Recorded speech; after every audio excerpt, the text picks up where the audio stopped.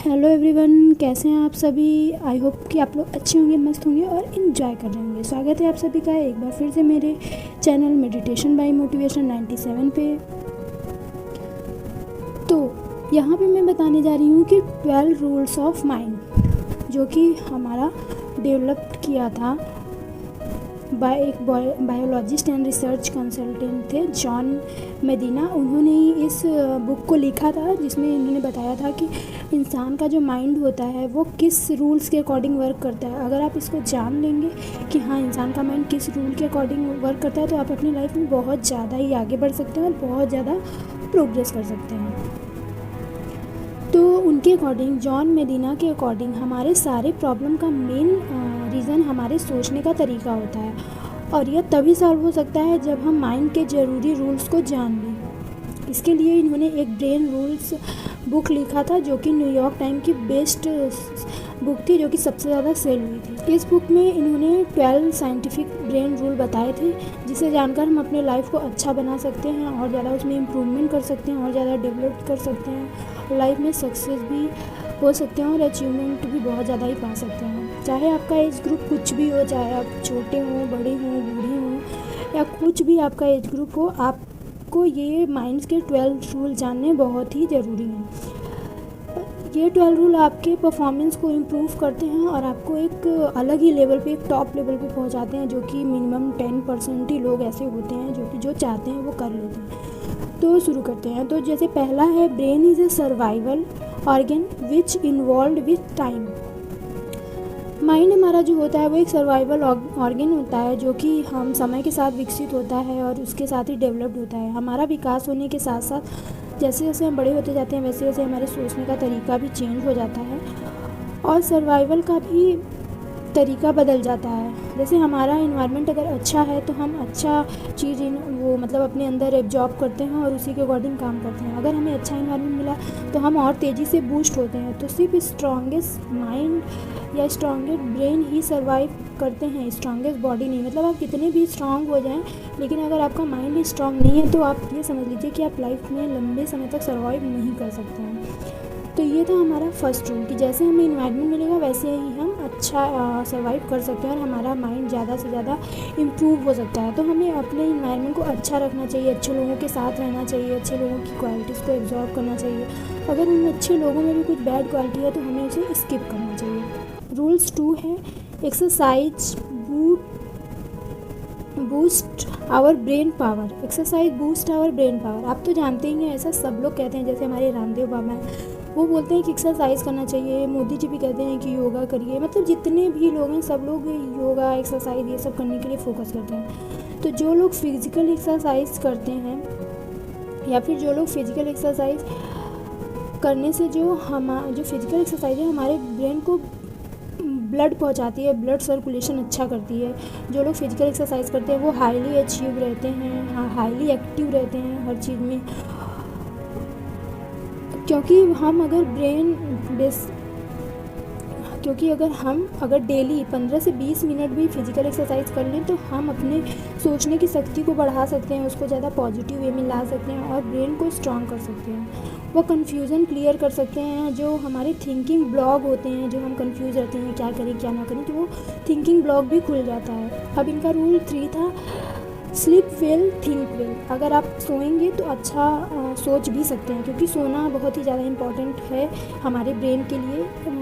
ये मीन सब बोलते हैं कि ब्रेन सोते वक्त भी सोता नहीं है। हम अगर सो रहे हैं तब भी वो सोएगा नहीं, लेकिन फिर भी उससे हमारा ब्लड सर्कुलेशन अच्छा रहता है, सब कुछ अच्छा रहता है। प्रॉपर स्लीप ना लेने से ब्रेन हमारे फोकस करने की, सोचने की शक्ति व कंसंट्रेशन को कम कर देता है। सो अगर हम या आप काम करते करते, अगर हम जैसे कभी कुछ काम कर रहे हैं और हमें ऐसा समझ में आ रहा है कि हमें नींद आ रहा है, तो हमें 3-4 मिनट या 5 मिनट का एक झपकी ले लेना चाहिए। उसके बाद फिर से काम करना चाहिए। तो जब आप काम करेंगे तो एक नए जोश और नए जज्बे के साथ काम करेंगे। तो ये था रूल 3। अब रूल 4 है, stressed brain don't learn the same way. अब इंसान डिफरेंट टाइप के होते हैं और उनका बिहेवियर भी डिफरेंट होता है। तो सबका जो ब्रेन होता है वो सेम वर्क नहीं करता है, सेम नहीं सोचता है। सबका ब्रेन जो होता है वो अलग अलग सोचता है। ज़्यादा स्ट्रेस लेना हमारे लर्निंग कैपेसिटी को, हमारे एबिलिटी को कम कर देता है, क्योंकि ह्यूमन का ब्रेन जो होता है, हमारा ब्रेन जो होता है वो केवल 30 सेकेंड तक ही चीज़ें जो रहता है उसको, या फिर स्ट्रेस जो रहता है उसको एब्जॉर्ब कर सकता है। तो स्ट्रेस ज़्यादा नहीं लेना चाहिए हमें, और स्ट्रेस लेने से क्या होता है कि हार्ट अटैक का भी प्रॉब्लम बढ़ सकता है।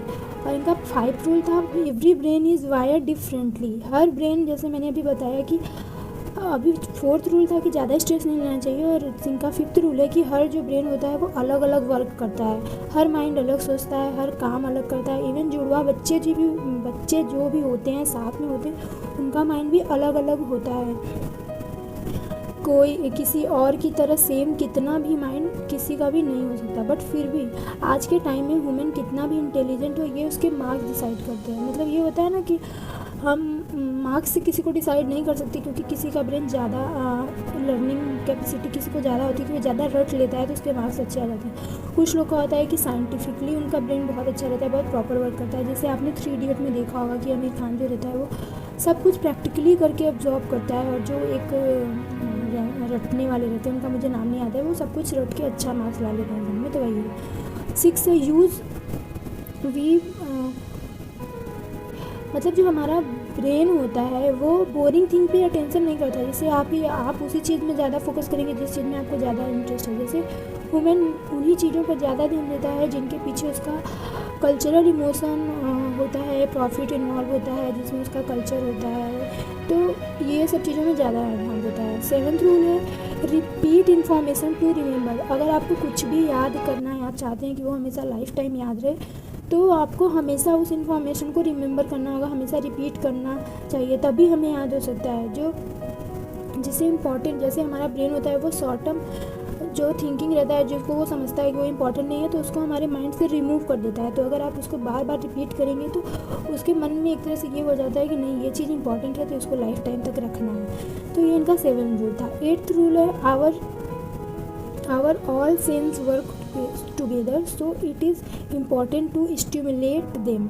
जो हमारा सारा सेंस होता है वो एक साथ ही वर्क करता है, तो हमें उसका प्रॉपर यूज़ करना चाहिए। जैसे हमारे सेंस एक साथ वर्क करते हैं तो हमें सबका प्रॉपर यूज़ करना चाहिए। जैसे पॉपकॉर्न देखते ही हमें तुरंत मूवी हॉल की याद आ जाती है, क्योंकि मूवी हॉल में अक्सर लोग लंच टाइम में पॉपकॉर्न खाते हैं, बर्गर खाते हैं, तो ये सब। तो अगर हमें भी या आपको भी कुछ लाइफ टाइम रिमेंबर रखना है तो उसके साथ कुछ ऐसा जोड़ो जो आपको बहुत ही पसंद हो। जैसे आपका कोई अच्छा मेमोरेबल चीज़ है तो उसके साथ आप किसी फ्रेगरेंस को जोड़ दो या किसी फ्लावर को जोड़ दो, तो जब भी आप लाइफ टाइम में उस फ्लावर को देखोगे तो आपको वो मेमोरी तुरंत रिकॉल हो जाएगी। तो ये इनका था 8th रूल। 9th रूल है vision Trump's all other sense.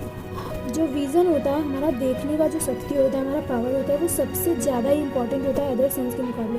हम अगर कोई चीज़ सुन लेते हैं या फिर महसूस कर लेते हैं तो वो इतना रिमेंबर नहीं रहता है, लेकिन जो चीज़ हम देखते हैं तो वो ज़्यादा होता है हमें याद। तो हमारे देखने का जो सेंस होता है वो हमारे सारे के सारे सेंस से ज़्यादा इफेक्टिव रहता है।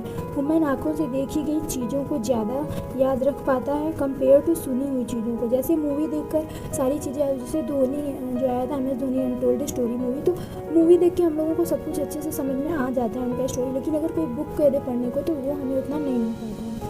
तो रूल 10 इनका है music can make our brain smarter. ये तो सबसे इम्पॉर्टेंट और मेरा एक तरह से समझिए तो फेवरेट है। जो म्यूज़िक होता है वो जैसे म्यूज़िक बनाना या सुनना, कंपोज करना ह्यूमन्स को और भी स्मार्ट बना देता है, वो उसकी पर्सनैलिटी शो करता है। जैसे जो डॉक्टर मदीना की वाइफ थी वो भी एक क्लासिकल म्यूज़िक कंपोजर थी। जो जिस टाइप का म्यूज़िक पसंद करता है लोग उसके पर्सनालिटी को भी वैसा ऑब्जर्व करते हैं। जो बहुत ज़्यादा सैड सॉन्ग सुनता है तो लोग ऐसा सोचते हैं कि ये बहुत दुखी है, तो ये होता है हमारा म्यूज़िक। तो हर म्यूज़िक जिस टाइप का म्यूज़िक का टेस्ट रहेगा उस टाइप का आपका पर्सनालिटी रहेगा, और ज़्यादा डेवलप्ड हो जाएंगे। लोग ऐसा मानना है कि जब आप बहुत ज़्यादा स्ट्रेस में हो तो आप शांति से अपना फेवरेट म्यूज़िक सुनिए तो आपका ये स्ट्रेस कम ज़रूर होगा। रूल इनका 11 है male and female brain are different. Male और फीमेल जो दोनों के ब्रेन होते हैं वो दोनों ही डिफरेंट होते हैं, सेम नहीं होते हैं। फीमेल जो होती है थोड़ा इमोशनल ज़्यादा ही अटैच होती है उनके कंपैरिजन में, मेल में होता है लेकिन फीमेल के कंपैरिजन में कम। तो इनका 12th और सबसे लास्ट और इम्पॉर्टेंट एक तरह से है we are powerful and natural explorer. जो वुमेन होता है वो पावरफुल होता है और वो कई नई नई चीज़ों को ढूंढने की बहुत ही कोशिश करता है। ह्यूमन हमेशा कुछ नया करना चाहता है और कुछ नया खोजना चाहता है। बट प्रेजेंट टाइम में ह्यूमन ज़्यादातर अपनी लाइफ में इतना ज़्यादा बिजी होता है पर्सनल लाइफ में कि वो जो होता है वो कुछ खोज नहीं पाता। जैसे आप छोटे बच्चों को देखते होंगे तो उनको आप कोई भी टॉयज़ दे दीजिए, कुछ भी दीजिए, तो उसको हमेशा वो तोड़ मरोड़ के उसमें देखते हैं कि ये कैसे होगा क्या होगा। कभी उसको प्रॉपर यूज़ खेलेंगे नहीं, उसको ज़्यादा से ज़्यादा क्रिएटिविटी उसमें करना चाहेंगे, उसको तोड़ेंगे फोड़ेंगे, देखेंगे उसमें क्या है, भले वो ख़राब हो जाए। तो जो छोटे बच्चे होते हैं उनमें ज़्यादा ही ऐसा रहता है, एक्सप्लोर करना चाहते हैं। फिर धीरे धीरे जब वो बड़े हो जाते हैं तो अपनी लाइफ में इतना ज़्यादा बिजी हो जाते हैं कि वो सब कुछ जो होता है वो एक तरह से रटने वाला काम शुरू हो जाता है। फिर वो उनके अंदर का वो एक्सप्लोरर जो रहता है वो मर जाता है एकदम से। तो ये इंपॉर्टेंट 12 रूल का यूज़ करके अपने परफॉर्मेंस को आप और भी इम्प्रूव कर सकते हैं, अपने थिंकिंग को इम्प्रूव कर सकते हैं और अपनी लाइफ में सक्सेस अचीव कर सकते हैं। तो आई होप कि आज का वीडियो आप लोग को अच्छा लगा होगा। कैसा लगा मेरा वीडियो ज़रूर बताइएगा। जाते जाते मैं एक बात ज़रूर बोलना चाहूँगी कि लहरों से डरकर नौका पार नहीं होती, लहरों से डरकर नौका पार नहीं होती, कोशिश करने वालों की कभी हार नहीं होती। मिलते हैं अपने नेक्स्ट वीडियो में, तब तक के लिए बाय, टेक केयर।